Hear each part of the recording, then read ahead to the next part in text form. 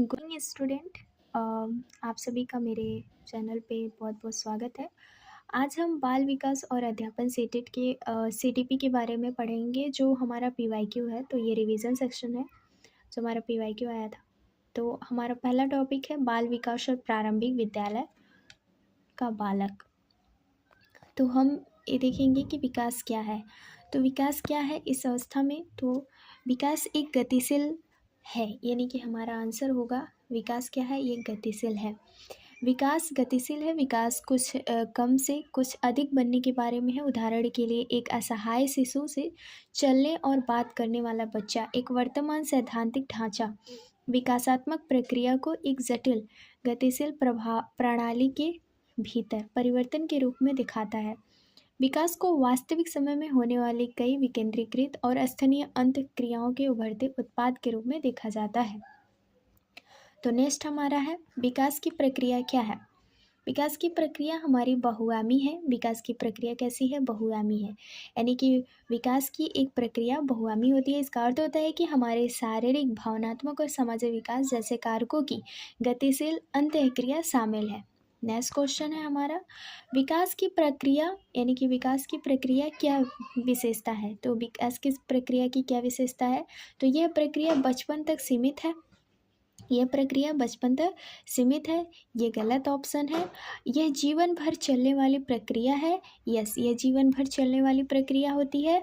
और इसकी शुरुआत जन्म के समय होती है। तो बिल्कुल नहीं, विकास की शुरुआत जन्म के समय नहीं होती है और इसकी शुरुआत गर्भधारण के समय होती है। तो ये बिल्कुल सही है, यानी कि 2 और 4 ऑप्शन हमारा सही है। तो हम इसका डिटेल देख लेते हैं।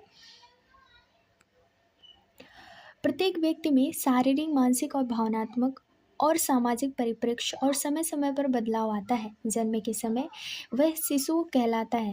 कुछ समय के बाद बालक, फिर किशोर अवस्था और अंत में प्रौढ़ एवं वृद्ध कहलाता है। बालक के आयु के शारीरिक, मानसिक, सामाजिक, सांवेगिक, नैतिक आदि पक्षों का विकास होता है।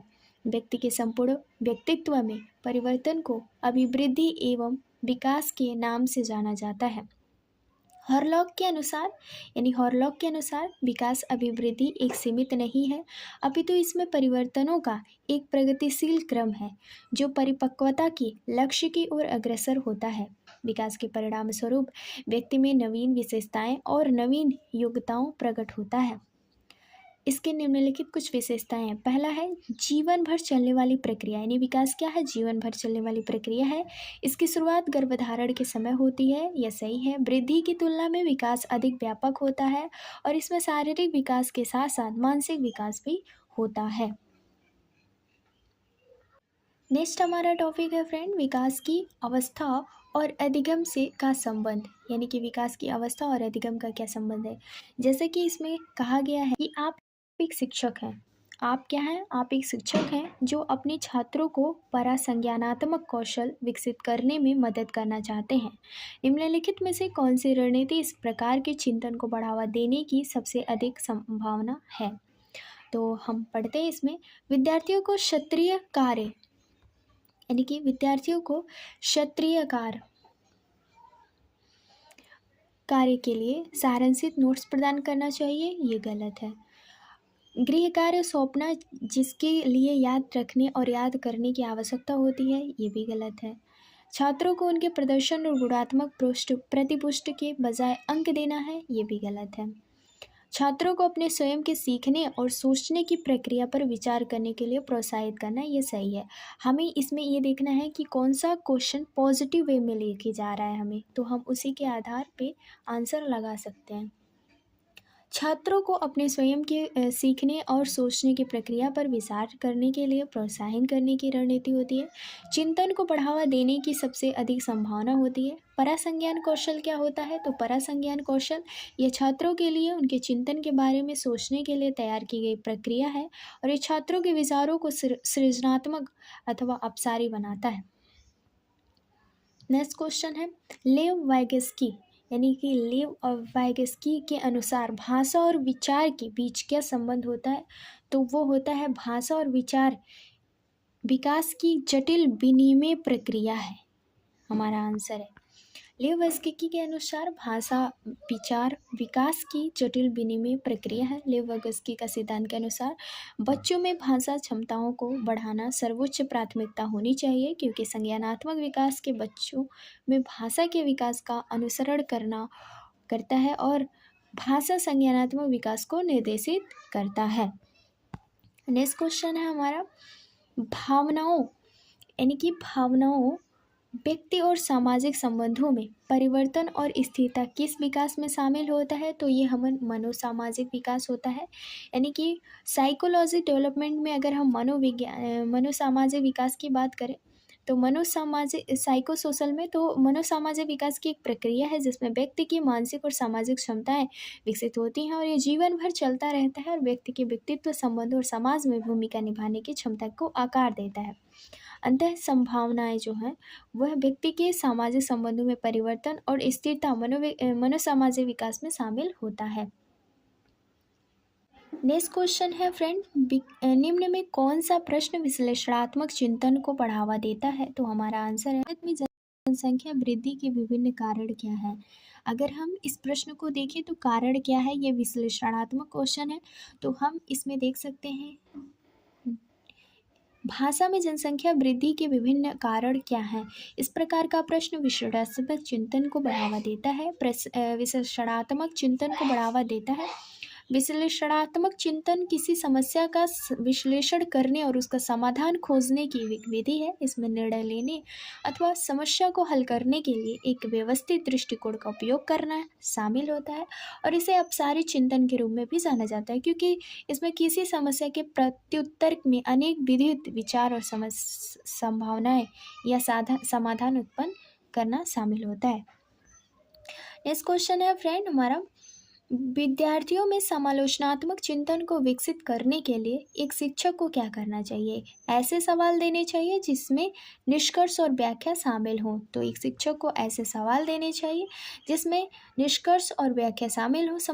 समालोचनात्मक चिंतन विकास की यानी कि समालोचनात्मक विकास की विकसित करने के लिए उचित विश्लेषण, मूल्यांकन, निष्कर्ष और स्पष्टीकरण की आवश्यकता होती है। इसमें चीज़ों को खुले दिमाग में देखना, अवलोकन करना और विचार अथवा अवधारणा को यथासंभव कई तरह से जांचना शामिल होता है। नेक्स्ट क्वेश्चन है हमारा, वह कोई उद्देश्यात्मक कथन ये कहता है कि वह कोई उद्देश्यात्मक निश्चित क्षण नहीं होता जब कोई बच्चा मध्य बाल्यावस्था या किशोरावस्था में प्रवेश करता है। तो आर कहता है कि विकास प्रकृति में निरंतर होता रहता है। तो आर ये दोनों सही है। तो हमारा ऑप्शन ये है कि विकास से तात्पर्य अंगों की बेहतर और बढ़ते हुए की संरचना में वृद्धि होने से है। एक व्यापक और सतत प्रक्रिया है। इस प्रकार का कोई उद्देश्यात्मक निश्चित क्षण नहीं होता जब कोई बच्चा बाल्यावस्था या किशोरावस्था में प्रवेश करता है। तो क्योंकि बालक यानी विकास की प्रकृति निरंतर चलने वाली होती है, यानी विकास की प्रक्रिया में नई विशेषताओं का समावेशन होता है और पुरानी विशेषताएं गायब हो जाती हैं और मनोवैज्ञानिक के विकास को इस परिवर्तन गुणों और विशेषताओं की क्रमिक और नियमित उत्पत्ति कहा जाता है। तो आर दोनों कथन सही है। नेक्स्ट क्वेश्चन है हमारा, किशोरावस्था के बारे में निम्न में कौन सा कथन सही नहीं है? तो ये हमारा आंसर होगा, विभिन्न संस्कृति के बच्चे एक समान तरीकों से किशोरावस्था में प्रवेश करते हैं और इसे अनुभव करते हैं, यही सही है। तो जैसा कि इसमें दिया हुआ है, विभिन्न संस्कृतियों के बच्चे एक समान तरीकों से किशोरावस्था में प्रवेश करते हैं और इन्हें अनुभव करते हैं, ये सही नहीं है। बल्कि कौन सा कथन इसमें सही नहीं है ये पूछा था, और कौन सा कथन सही है? जैविक कारक, यौवन की शुरुआत, हार्मोन्स का स्तर, शारीरिक विकास होता है। मनोवैज्ञानिक कारक, आत्मसम्मान, पहचान, जोखिम लेने का व्यवहार होता है। सामाजिक सांस्कृतिक कारक होता है, परिवार, समुदाय, मीडिया, सामाजिक दंड, ये सभी शामिल है। नेक्स्ट क्वेश्चन है हमारा, बच्चों के विकास यानी कि बच्चों के बीच विकासात्मक दरों में काफ़ी भिन्नताएं मौजूद होती हैं। विकासात्मक स्तर आनुवंशिक और अनुभवनात्मक विविधताओं की जटिल अंतःक्रिया का एक अनिवार्य परिणाम है। तो हमारा आंसर ये होता है कि आर दोनों सही है, पर आर की सही व्याख्या है। तो ये हमारा आंसर है। नेक्स्ट हमारा डेफिनेशन क्या है? बच्चों के विकासात्मक दरों में काफ़ी भिन्नताएं मौजूद होती हैं क्योंकि विकासात्मक अंतर आनुवंशिक और अनुभवनात्मक विविधता की एक जटिल अंतःक्रिया का एक अनिवार्य परिणाम है। विकासात्मक स्तर में कार्य प्रणाली और भावनात्मक विनिमय की प्रभावशीलता में परिवर्तन शामिल होता है। नेक्स्ट क्वेश्चन है हमारा, व्यक्तिगत भिन्नता का सिद्धांत बताता है कि सभी बच्चों के शारीरिक विकास की गति एक समान होती है। गलत है। सभी बच्चों की वृद्धि की गति एक जैसी होती है, ये भी गलत है। विभिन्न बच्चों के विकास और वृद्धि की गति में अंतर हो सकता है, ये सही है। और सभी बच्चों के भाषाई विकास की गति एक समान होती है, ये गलत है। यानी ऑप्शन हमारा डी सही है, ऑप्शन हमारा सी सही है। तो व्यक्तिगत भिन्नता का सिद्धांत बताता है कि विभिन्न बच्चों के विकास और वृद्धि की गति अंतर हो सकता है, जिसका एक कारण आयु और वृद्धि भी हो। आयु के साथ साथ बालक का शारीरिक, मानसिक और संवेदनात्मक विकास होता है, इसलिए आयु में अंतर होता है। नेक्स्ट क्वेश्चन है, वह कौन सी अवस्था है जिसमें बच्चे परिवार से स्वतंत्रता स्थापित करते हैं, अपने व्यक्तिगत मूल्यों एवं लक्ष्यों को परिभाषित करते हुए अपनी खुद की एक पहचान का निर्माण करते हैं? तो ये हमारा किशोरावस्था होता है ना। किशोरावस्था यानी किशोरावस्था में बच्चे परिवार में स्वतंत्रता स्थापित करते हैं, अपनी व्यक्तिगत मूल्यों और लक्ष्यों को परिभाषित करते हुए अपनी खुद की एक पहचान का निर्माण करते हैं। विद्वानों ने 13 से 21 वर्ष की अवस्था को किशोरावस्था माना है। मनोवैज्ञानिक के अनुसार किशोरावस्था यौवनिक परिपक्वता से प्रारंभ होती है और वैधानिक परिपक्वता पर समाप्त हो जाती है। परिवर्तन की इस अवस्था में माता पिता, शिक्षक, अभिभावक, अन्य लोग जो बालकों के कल्याण में रुचि रखते हैं और अब परिवार, सामाजिक और राष्ट्र की प्रगति चाहते हैं, तो जो उन्हें किशोरों के विकास पर भी विशेष रूप से ध्यान देने चाहिए, क्योंकि किशोर ही वर्तमान शक्ति और भविष्य की आशा है। स्टेनले हॉल के अनुसार किशोरावस्था बड़े संघर्ष, तूफान और विरोधों की अवस्था होती है। नेक्स्ट क्वेश्चन है हमारा 15 वाला क्वेश्चन। इसमें कहा गया है कि शारीरिक विकास के संदर्भ में बच्चों के विकास को समझने के लिए जरूरी है कि बजाय एक विशिष्ट उम्र को देखने के विकास की सीमा क्षेत्र को देखा जाए। राइट। बच्चे के वृद्धि और विकास में व्यक्तिगत भिन्नता होती है, तो ये दोनों सही है, यानी आर ए दोनों सही है। आर ए सही की व्याख्या करता है, तो हम इसका डिफिनीशन देख लेते हैं। शारीरिक विकास के संदर्भ में बच्चों के विकास को समझने के लिए ज़रूरी है कि बजाय एक विशिष्ट उम्र को देखने के विकास की सीमा क्षेत्र को देखा जाए, क्योंकि बच्चों की वृद्धि और विकास में व्यक्तिगत भिन्नता होती है। कभी कभी वृद्धि और विकास दोनों को पर्याय मान लिया जाता है, लेकिन इसमें अंतर है। वृद्धि को मानव की कोषीय वृद्धि के संदर्भ में समझा जाता है और वहीं विकास के संदर्भ में वृद्धि के साथ मानव के संपूर्ण पक्ष में वृद्धि से है। अर्थात विकास में वृद्धि तो निहित ही है, साथ ही साथ व्यक्ति के मानसिक, भावनात्मक और सामाजिक, नैतिक आदि पक्षों में परिवर्तन से है।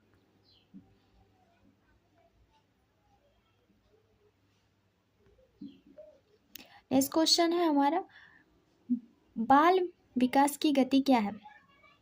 तो बाल विकास की गति ना तो एक समान मानवीय अवस्थित है, में व्यक्तिगत भिन्नताएं होती है, अवस्थित व्यक्ति, ये भी गलत है। तो हमारा आंसर है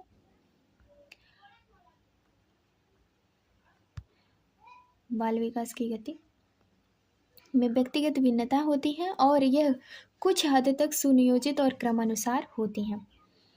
तो बाल विकास की गति में व्यक्तिगत भिन्नता होती हैं और यह कुछ हद तक सुनियोजित और क्रमानुसार होती हैं।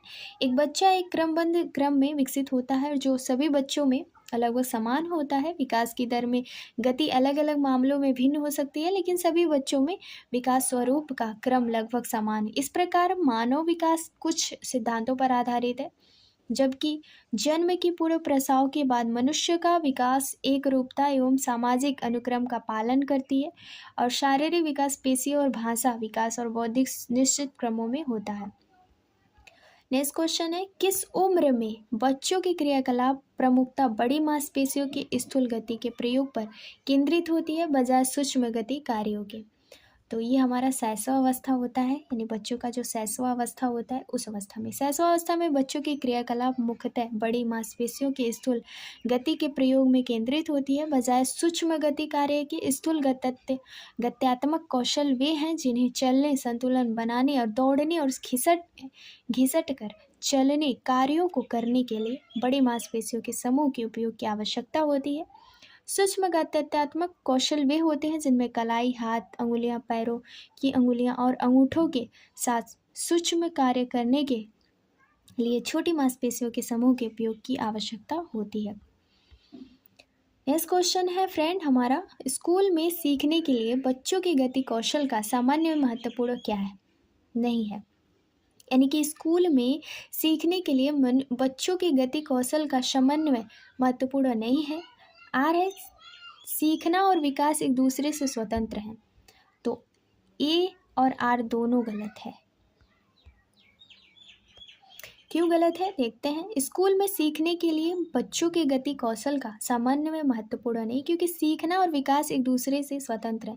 ये दोनों प्रश्न गलत हैं, क्योंकि स्कूल में सीखने के लिए बच्चों में मोटर समन्वय महत्वपूर्ण है। इससे बच्चे अपने आसपास की दुनिया का पता लगाने के लिए मदद करती है, और इस मोटर में समन्वय के द्वारा बच्चे चलना, दौड़ना, कूदना जैसी क्षमताओं को प्राप्त करते हैं। अतः सीखना और विकास एक दूसरे के अंतर संबंधित है।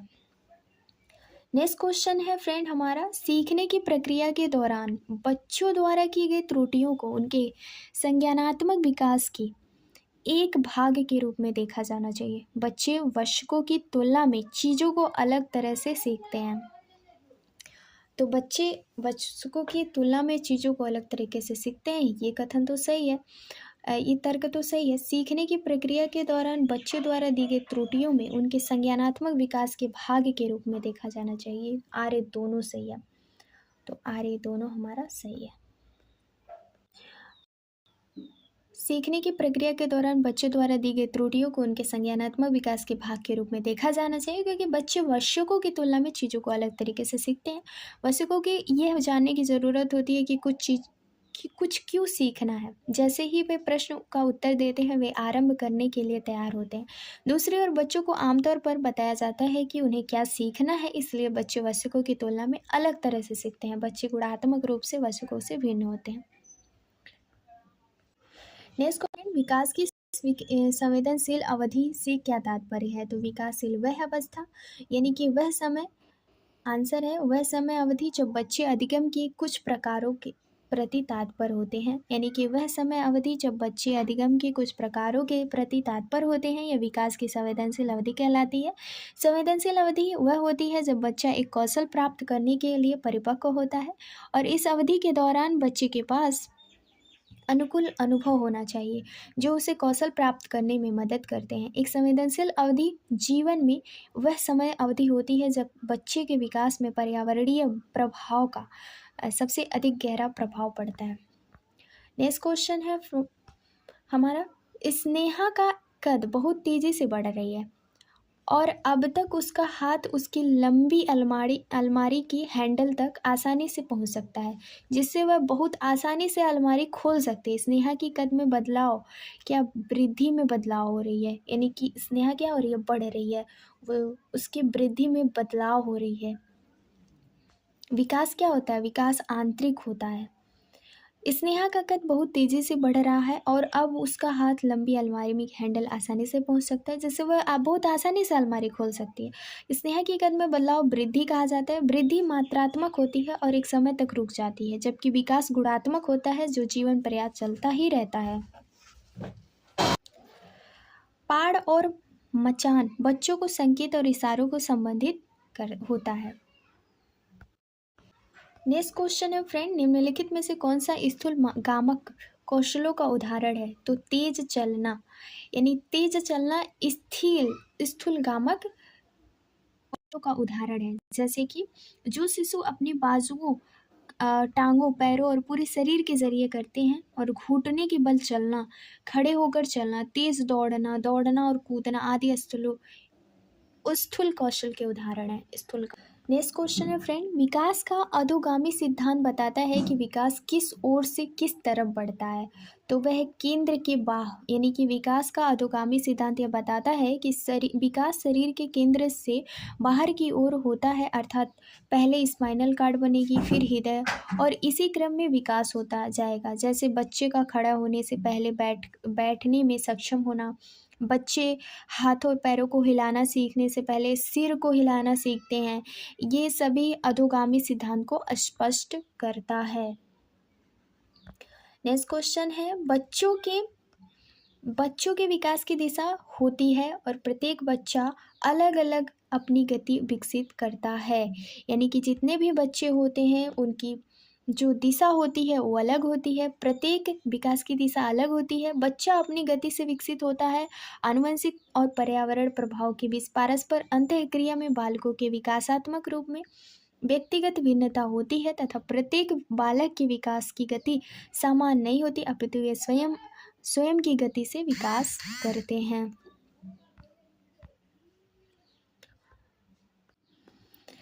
नेक्स्ट क्वेश्चन है, सभी बच्चे को बचपन में खेलने के अवसर और समय नहीं मिलता। बिल्कुल सही है, सभी बच्चों को नहीं मिलता। सामाजिक और सांस्कृतिक संदर्भों के आधार पर बच्चे बचपन को अलग अलग तरह से अनुभव करते हैं। बिल्कुल सही है। तो हम देखें कि जितने भी बच्चे हैं यानी सभी बच्चों को बचपन में खेलने के अवसर और समय नहीं मिलता है, क्योंकि बच्चे सामाजिक और सांस्कृतिक संदर्भों के आधार पर बच्चे बचपन को अलग अलग तरीके से अनुभव करते हैं। सांस्कृतिक प्रकृति होती है जो स्थान, समय, समुदाय और वंश के अनुसार विभिन्न होती है। हर बालक का जीवन उनके समाज और संस्कृति को प्रभावित होती है, जो उन्हें उसे घेरती है और वैसे ही अपनाती है जैसे वह है, और इस प्रकार हम कह सकते हैं कि आर्य दोनों सही है। नेक्स्ट हमारा टॉपिक है फ्रेंड, पहला का यानी कि सीडीपी का दूसरा टॉपिक, इसको हम कहेंगे बालक के विकास के सिद्धांत। यानी कि बालक के विकास के सिद्धांत क्या होते हैं। तो विकास के आयाम के तहत भावनाओं, आत्मधारण और परिवारों, साथियों और दोस्तों के साथ पारस्परिक संबंधों और परिवर्तन का अध्ययन किया जाता है, मनोसामाजिक जाता है। यानी विकास के मनोसामाजिक आयाम के तहत भावनाओं, आत्मधारण और परिवार, साथियों और दोस्तों के साथ पारस्परिक संबंधों में परिवर्तन का अध्ययन मनोसामाजिक होता है। मनोसामाजिक आयाम के तहत व्यक्ति की भावना, आत्मधारण और परिवार, साथियों और दोस्तों के साथ पारंपरिक संबंधों में होने वाले परिवर्तनों का अध्ययन किया जाता है। यह विकास वह पहलू होता है जो व्यक्ति के और भावनात्मक विकास पर केंद्रित होता है।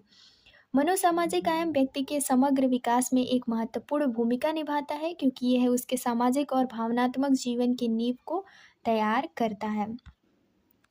नेक्स्ट है फ्रेंड, एरिक एरिक्सन का मनोसामाजिक सिद्धांत। एरिक एरिक्सन ने मनोसामाजिक विकास को 8 चरणों में बांटा, जिसमें प्रत्येक चरण एक विशिष्ट मनोसामाजिक संघर्ष पर केंद्रित है। पहला हमारा बचपन में विकास, यानी बचपन में विश्वास बनाम अविश्वास, और किशोरावस्था में पहचान बनाम भूमिका। नेक्स्ट क्वेश्चन है क्वेश्चन नंबर 27। एक प्रारंभिक विद्यालय का शिक्षक शैक्षणिक आत्म संप्रदाय के विकास को दृढ़ता से प्रभावित कर सकता है, यानी कि छात्रों में स्वतंत्रता और पहल को पुरस्कृत करके। अगर कोई शिक्षक प्रारंभिक विद्यालय के शिक्षक छात्रों को शैक्षणिक आत्म संप्रदाय को विकसित करने में महत्वपूर्ण भूमिका निभाते हैं।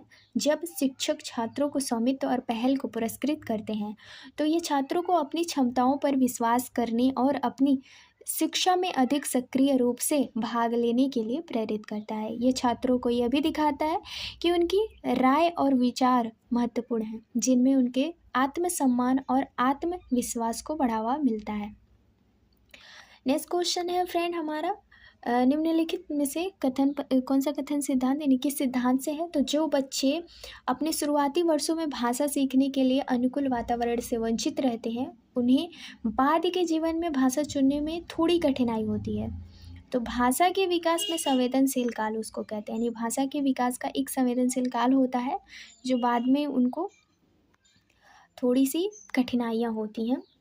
और ये भाषा के विकास में संवेदनशील काल, जिसे प्रारंभिक बाल्यावस्था कहते हैं, जीवन के पहले 3 वर्षों की शुरुआत में बच्चे 300 और 1000 शब्दों के बीच एक बोली जाने वाली शब्दावली विकसित करते हैं, और वे अपने आसपास की दुनिया के बारे में जानने का वर्णन करने के लिए भाषा का उपयोग करने में सक्षम होते हैं।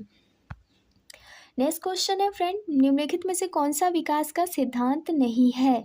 तो विकास एक क्रमानुसार होने वाली प्रक्रिया है, ये भी सही है। विकास की कोई विशिष्ट दिशा नहीं होती, ये भी सही है। इसमें पूछा है कि कौन सा नहीं है, तो हम ये देखते हैं।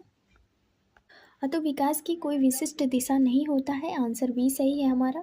तो इसमें यह विकास के सिद्धांत के अंतर्गत नहीं आता। मानव विकास के सिद्धांत में उस रूप में परिभाषित किया जाता है जिस तरीके से एक व्यक्ति विकसित होगा। यानी विकास के कई सिद्धांत हैं, जिसमें एक विकता का सिद्धांत होता है। इस सिद्धांत के अन्य 2 रूप होते हैं। सेफेलोपोडल प्रवृत्ति में प्रॉक्सिमोडिस्टल, इसके अलावा निरंतरता का सिद्धांत, व्यक्तिगत अंतर, पारस्परिक संबंध, सामान्य से विशिष्ट पारस्परिक क्रिया, दर से विभेदन, एकीकरण में पूर्वनियमता। नेक्स्ट क्वेश्चन है 30 वाला, बच्चों का विकास निम्नलिखित में से कौन से सिद्धांत का अनुसरण करता है? तो वो व्यक्तिगत विभिन्नताएं, यानी कि जो बच्चों का सिद्धांत होता है वो अनुसरण क्या करता है? व्यक्तिगत विभिन्नताओं को। बच्चों का विकास व्यक्तिगत विभिन्नता के सिद्धांत अनुसरण करता है। सिद्धांत के अनुसार विकास की दर पाई जाती है, यानी जाने वाली व्यक्तिगत भिन्नता लगभग समान रहती है। बालक अपनी स्वाभाविक गति से वृद्धि और विकास के विभिन्न क्षेत्रों में आगे बढ़ते रहता है, और इसी कारण उन्हें पर्याप्त भिन्नता देखने को मिलती है। कोई भी बालक वृद्धि और विकास की दृष्टि में किसी अन्य बालक के समरूप नहीं होता, और उनमें कुछ न कुछ भिन्नताएं देखने को मिलती है। नेक्स्ट क्वेश्चन है, प्रत्येक बच्चे के विकास की दर कैसी होती है? आनुवंशिक पर्यावरण की अंतःक्रिया के माध्यम गतिशील तरीके से उभरती है, तो बी सही है। प्रत्येक बच्चे के विकास की दर आनुवंशिकता और पर्यावरण की अंतःक्रिया के माध्यम से गतिशील तरीके से उभरती है। आनुवंशिकता और पर्यावरण में दोनों ऐसे तत्व हैं जो किसी भी व्यक्ति के व्यक्तित्व विकास का निर्धारण करने में एक महत्वपूर्ण भूमिका निभाते हैं। आनुवंशिकता व्यक्ति को विकास की क्षमता प्रदान करते हैं, जिसका सही ढंग से उपयोग पर्यावरण द्वारा किया जाता है। प्रत्येक बच्चे के विकास की प्रक्रिया विभिन्न दर से होती है, और यह सुचारू रूप से जीवन पर्याप्त एक गतिशील रहती है। नेक्स्ट है हमारा टॉपिक है आनुवंशिकता और पर्यावरण। तो आनुवंशिकता और पर्यावरण के बारे में हम डिटेल में पढ़ेंगे। तो निम्नलिखित में से जीन पियाजे ने माना कि सीखने की प्रक्रिया द्वारा, यानी कि जीन पियाजे ने माना कि सीखने की प्रक्रिया पूरी तरह आनुवंशिकता पर निर्भर है, और विकास आनुवंशिकता और पर्यावरण के बीच पारस्परिक क्रिया का परिणाम है। ये 2024 में पूछा जाने वाला क्वेश्चन था, 15/12/2024 में, लेकिन ये इसमें कोई सटीक आंसर नहीं दिया है, क्योंकि जीन पियाजे ने माना कि सीखने की प्रक्रिया पूरी तरह आनुवंशिकता पर निर्भर है, यह अभिकथन गलत है। उसके अनुसार सीखने की प्रक्रिया आनुवंशिकता और पर्यावरण के बीच पारस्परिक क्रिया का परिणाम है। तो जीन पियाजे ने दोनों के बीच में माना था कि वह पारस्पर है। नेक्स्ट क्वेश्चन है, सुनीता एक 12 वर्षीय लड़की है, विशेष संगीतीय यानी संगीतीय क्षमता रखती है। उसके माता पिता दोनों ही निपुण गायक हैं, और वे सुनीता को अपनी आवाज़ को और बेहतर बनाने के लिए परीक्षण कक्षा में भेज रहे हैं। सुनीता की यह क्षमता संभावित रूप से किस कारकों के अंतःक्रिया का परिणाम है? तो ये है आनुवंशिकता और वातावरण, क्योंकि उनके माता पिता भी एक प्रकार के गायक हैं, और उनका जो माहौल है यानी पर्यावरण है वो भी एक गायक के रूप में है, इसलिए। तो इसका भी डेफिनेशन देख लेते हैं। सुनीता की उपरोक्त क्षमता संभावित रूप से आनुवंशिकता और वातावरण कारकों की अंतःक्रिया का परिणाम है। आनुवंशिकता और पर्यावरण ऐसे तत्व हैं जो किसी व्यक्ति के व्यक्तित्व विकास को निर्धारित करने में महत्वपूर्ण भूमिका निभाते हैं। व्यक्ति आनुवंशिक और पर्यावरण के बीच गुणन का परिणाम है। अच्छे वातावरण के बिना, आनुवंशिकता के बिना अच्छे परिवेश का कोई मतलब ही नहीं है। नेक्स्ट क्वेश्चन है हमारा, संवेदनशील अवधि वह समय अवधि होती है जिसके दौरान कुछ विशेष रूप से सामान्य विकास के लिए महत्वपूर्ण होती है। क्या? पर्यावरणीय कारक। यानी संवेदनशील अवधि वह अवधि होती है जिसके दौरान कुछ पर्यावरणीय कारक विशेष रूप से सामान्य विकास के लिए महत्वपूर्ण होते हैं। और संवेदनशील अवधि जीवन की वह अवधि होती है जो पर्यावरण बच्चे यानी प्रभाव बच्चों के विकास और सबसे अधिक प्रभाव डालता है। इस अवधि के दौरान विशिष्ट अनुभव बच्चे के विकास को अन्य समय की अपेक्षा अधिक प्रभावित करते हैं। निम्नलिखित में कौन से कारक बच्चों के संपूर्ण विकास के लिए जिम्मेदार हैं? तो आनुवंशिक और भौतिक और सामाजिक परिवेश, यानी आनुवंशिकता, भौतिकता और सामाजिक, ये तीनों परिवेश बच्चे के संपूर्ण विकास के लिए महत्वपूर्ण होते हैं, क्योंकि ये प्रक्रिया मानव जीवन की गर्भावस्था से लेकर मृत्यु तक चलती रहती है और विकास का क्षेत्र अति व्यापक होता है। जैसे कि आनुवंशिकता की बात करें तो शारीरिक संरचना, लिंग भेद, संवेदात्मक विशेषता, बुद्धि, वंश प्रजाति, आंतरिक संरचना। और भौतिक की बात करें तो बोरिंगफेल्ड और लैंगफील्ड ने बताया, उन्हें वातावरण के प्रभाव को इस तरह व्यक्त किया कि वातावरण वह प्रत्येक वस्तु है जो व्यक्ति के पैतृकों के अतिरिक्त अन्य सभी बातों को प्रभावित करती है। और सामाजिक परिवेश क्या होता है? जीवन की आवश्यकता, सुविधा, समाज और संस्कृति, रोग तथा चोट, पारिवारिक पृष्ठभूमि और विद्यालय। नेक्स्ट क्वेश्चन है फ्रेंड, इनमें से कौन सा यानी कि कौन सा कारक बच्चों के विकास को निर्धारित प्रभावित करती है? यानी कि कौन सा कारक? तो वो है आपका आनुवंशिकता, भौतिक और सामाजिक। तो ये दोनों क्वेश्चन सेम ही थे। नेक्स्ट क्वेश्चन है हमारा, एक बच्चे के शारीरिक विकास की दिशा पूरी तरह से उसके जन्म के समय निश्चित हो जाती है। दूसरा है, केवल आनुवंशिकता ही ऐसा मात्रक कारक है जो बच्चों के विकास के लिए उत्तरदायी है। तो इसमें ए तो सही है, आर गलत है।